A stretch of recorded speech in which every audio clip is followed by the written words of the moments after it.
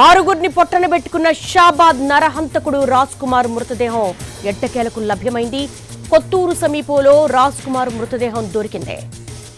కొత్తూరు సమీపంలో రాజ్ కుమార్ మృతదేహాన్ని పోలీసులు కనుగొన్నారు.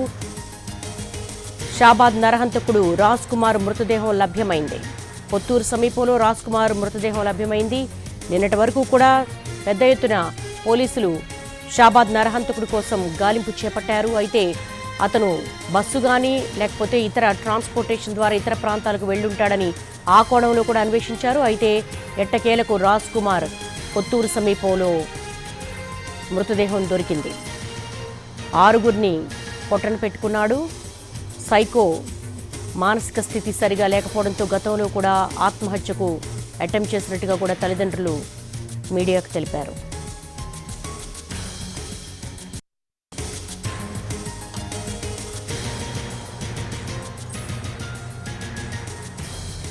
షాబాద్ నరహంతకుడు రాజ్ కుమార్ మృతదేహం లభ్యమైంది. కొత్తూరు సమీపంలో రాజ్ కుమార్ మృతదేహం దొరికింది. దీనికి సంబంధించి క్రైమ్ ఇన్పుట్ ఎడిటర్ రమేష్ అడిగి మరిన్ని వివరాలు తెలుసుకుందాం. రమేష్, రాజ్ కుమార్ మృతదేహం లభ్యమైనట్టుగా సమాచారం అందుతోంది. పోలీసుల వెర్షన్ ఏంటి? ఏదైతే కొత్తూరు సమీపంలోని పెంజర్ల దగ్గరలో ఉన్న ఒక వెంచర్ లో అటు రాజ్ కుమార్ మృతదేహం లభ్యమైనట్టు అధికారులు చెప్తున్నారు. దీనికి సంబంధించి పూర్తి వివరాలతో కూడిన ఒక స్టేట్మెంట్ కూడా మనకాస్లో రాబోతుంది. అయితే ఆరుగురిని అతి కిరాతకంగా షాబాద్ లోని అటు మైనర్ బాలిక నాయనమ్మతో పాటు మైనర్ బాలికను అతికిరగా చంపేసి తర్వాత తన భార్య పిల్లల్ని చంపేసిన రాజ్ కుమార్ కోసం గత 3 రోజుల నుంచి కూడా అధికారులు 12 ప్రత్యేక బృందాలు ఏర్పాటు చేసి వాళ్ళ కోసం గాలిస్తున్నారు. అయితే ఇప్పటికి చూసినట్టయితే అతడు వీళ్ళని చంపేసి అక్కడి నుంచి కారులో పారిపోవడం జరిగింది. పారిపోయిన తర్వాత అతని కోసం గాలింపు చర్యలు ముమ్మరం చేశారు. అయితే అతని కారు కూడా కొత్తూరు సమీపంలోనే అధికారులు స్వాధీనపరచుకోవడం జరిగింది. అయితే మొత్తంగా చూసినట్లయితే గత 3 రోజుల నుంచి కూడా అటు రాజ్ కుమార్ కోసం గాలిస్తున్న అధికారులకు పూర్తిగా చూసినట్లయితే డెడ్ బాడీ ఇప్పుడు కొత్తూరు సమీపంలో దొరికినట్లు అధికారులు చెప్తున్నారు. అయితే దీనికి సంబంధించి మరికాసేపు అధికార ప్రకటన రాబోతుంది. అయితే ఇప్పటికే అటు ఎన్టీవీ రాజ్ కుమార్ అటు చూసినట్లయితే కొత్తూరు సమీపంలో నిన్న ఏదైతే పోలీసులు దొరికాల్సి చెప్పి కొంత అటు వాదన వినపడ్డప్పటికీ కానీ అతడు ఎవరైతే రాజ్ కుమార్ ఆరుగురిని చంపేసిన తర్వాత నేరుగా అతను తన తండ్రికి ఫోన్ చేసి తాను చనిపోతున్నా అని చెప్పి ఒకటి చెప్పేసి వెళ్ళిపోవడం జరిగింది. ఆ తర్వాత చూసినట్టయితే అక్కడి నుంచి పోలీసులు ఈ 6 మృతదేహాలను పోలీసులు రికవర్ చేసుకుని అతను పోస్ట్ మార్టం నిర్వహించారు. ఆ తర్వాత చూసినట్టయితే పోలీసులు గాలిస్తున్న తరుణంలోనే ఇప్పటికీ కొత్తూరులోని సమీపంలో అతని ఒక వెంచర్ వద్ద కూడా అతని మృతదేహం దొరికినట్లు అధికారులు ప్రస్తుతానికి చెప్తున్నారు. అయితే అతనికి సూసైడ్ టెండెన్స్ ఉంది. గత సంవత్సరం అక్టోబర్ లో కూడా అతను ఒకసారి ఆత్మహత్య చేసుకోవడం జరిగింది. ఆ సమయంలో కూడా అతను ఏదైతే 4 రోజుల పాటు ఆసుపత్రి చికిత్స పొందాడు.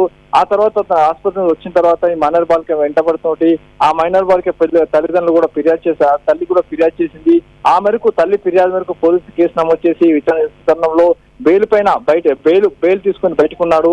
ఆ తర్వాత చూసినట్టయితే ఆ రాజ్ కుమార్ ని పోలీసులు పట్టించుకోలేదు. పోలీసుని సరైన రీతిలో స్పందించలేదని చెప్పి వాళ్ళ తల్లిదండ్రుల వల్ల మేనమావతో పాటు తల్లి ఆరోపించారు.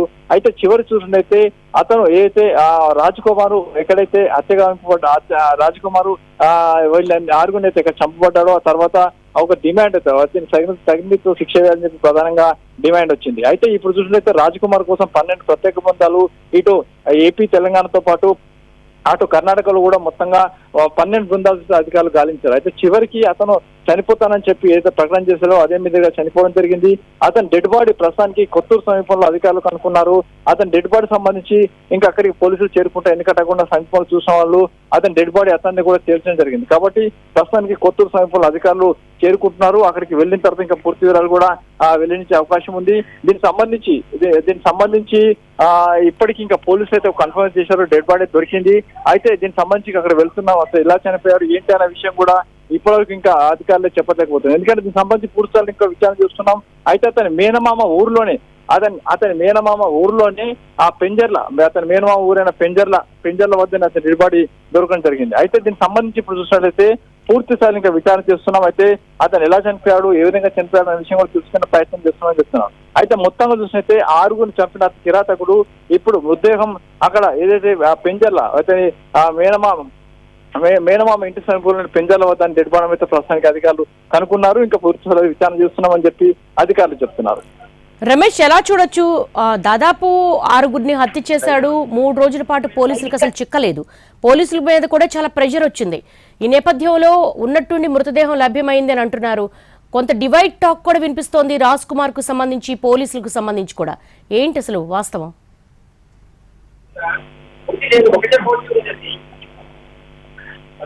దేవి, దీనికి సంబంధించి చూసినట్లయితే కిరాతకుడికి మొత్తంగా సూసైడ్ టెండెన్సీ ఉంది. సూసైడ్ చేసుకునే ఆలోచన ఉంది. సూసైడ్ చేసుకుంటా అని చెప్పి గతంలో అన్నాడు. అయితే గతంలో కూడా ఒక సూసైడ్ చేసుకోవడం జరిగింది.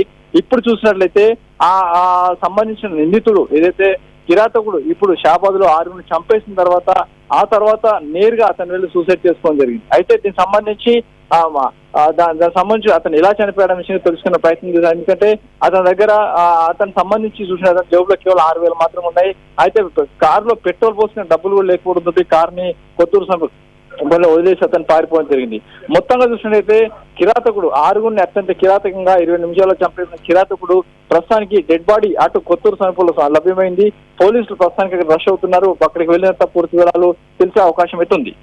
All right Ramesh, thanks for the updates.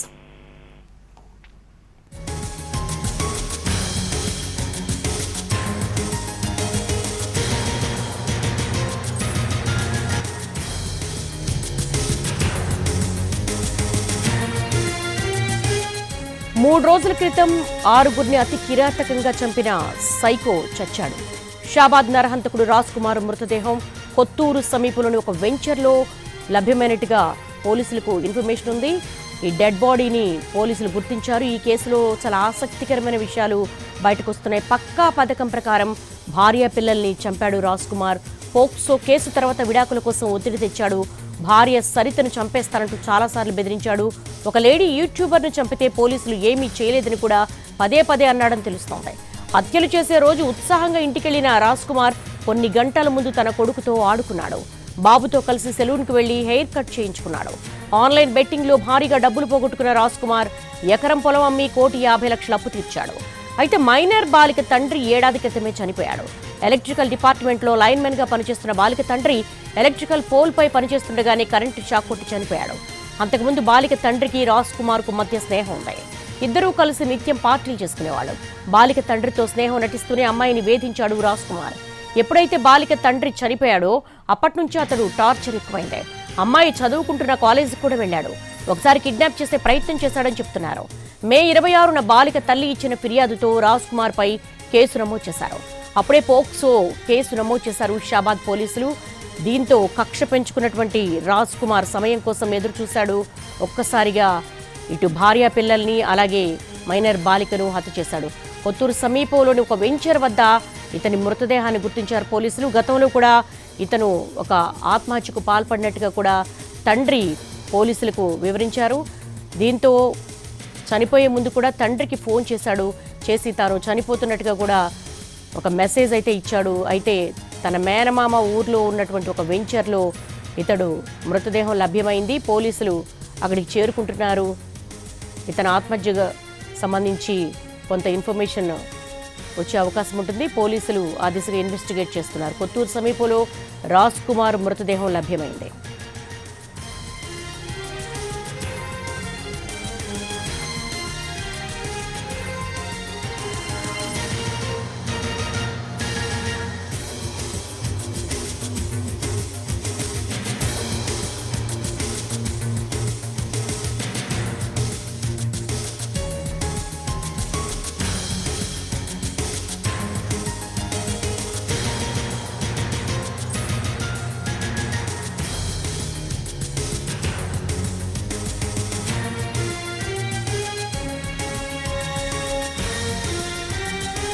Shabad నరహంతకుడు Raj Kumar మృతదేహం లభ్యమైంది. కొత్తూరు సమీపంలో రాజ్ కుమార్ డెడ్ బాడీని గుర్తించారు పోలీసులు.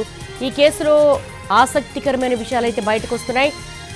ఒక పక్క ప్లానింగ్ ప్రకారమే భార్య పిల్లల్ని రాజ్ కుమార్ హతమార్చినట్టుగా తెలుస్తోంది. పోక్సో కేసు తర్వాత విడాకుల కోసం ఒత్తిడికి తెచ్చాడు. భార్య సరితను చంపేస్తానంటూ చాలాసార్లు బెదిరించాడు. ఒక లేడీ యూట్యూబర్ను చంపితే పోలీసులు ఏం చేయలేదని కూడా పదే పదే అన్నాడని తెలుస్తోంది. హత్యలు చేసే రోజు ఉత్సాహంగా ఇంటికెళ్లిన రాజ్ కుమార్ కొన్ని గంటల ముందు తన కొడుకుతో ఆడుకున్నాడు. బాబుతో కలిసి సెలూన్కి వెళ్లి హెయిర్ కట్ చేయించుకున్నాడు.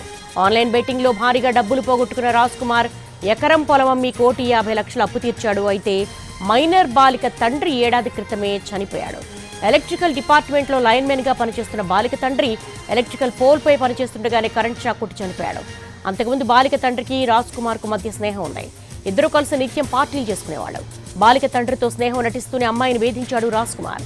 ఎప్పుడైతే బాలిక తండ్రి చనిపోయాడో అప్పటి నుంచి అతడికి టార్చర్ ఎక్కువైంది. అమ్మాయి చదువుకుంటున్న కాలేజీకి కూడా వెళ్లాడు. ఒకసారి కిడ్నాప్ చేసే ప్రయత్నం చేశాడని చెప్తున్నారు. మే 26న బాలిక తల్లి ఇచ్చిన ఫిర్యాదుతో రాజ్ కుమార్ పై కేసు నమోదు చేశారు. అప్పుడే పోక్సో కేసు నమోదు చేశారు షాబాద్ పోలీసులు.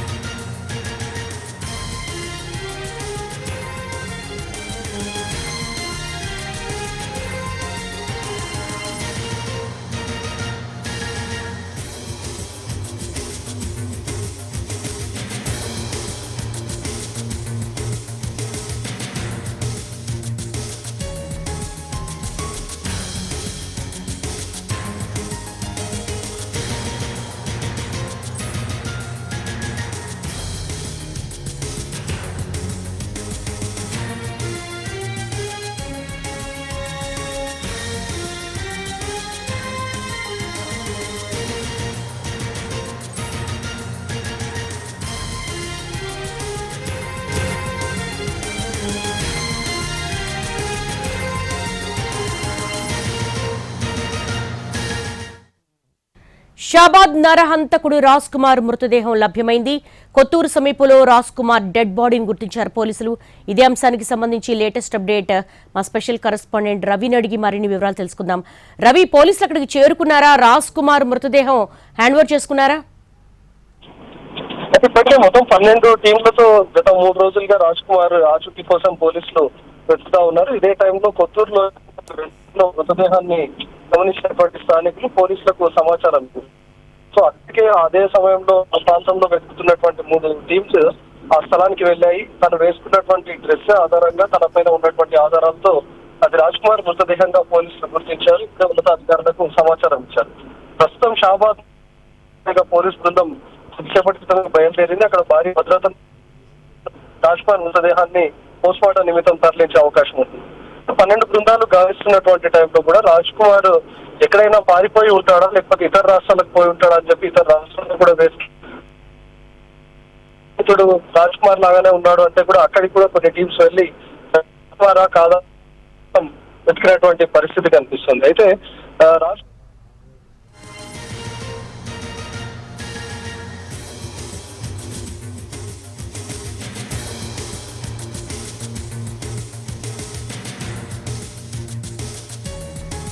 షాబాద్ నరహంతకుడు రాజ్ కుమార్ చచ్చిపోయాడు. మృతదేహం లభ్యమైంది కొత్తూరు సమీపంలోని ఒక వెంచర్లో. రాజ్ కుమార్ డెడ్ బాడీని పోలీసులు ఐడెంటిఫై చేశారు. ఈ కేసులో ఆసక్తికర విషయాలు బయటకు వస్తున్నాయి. పక్కా ప్లాన్ ప్రకారమే భార్య పిల్లల్ని అంతమొందించాడు రాజ్ కుమార్.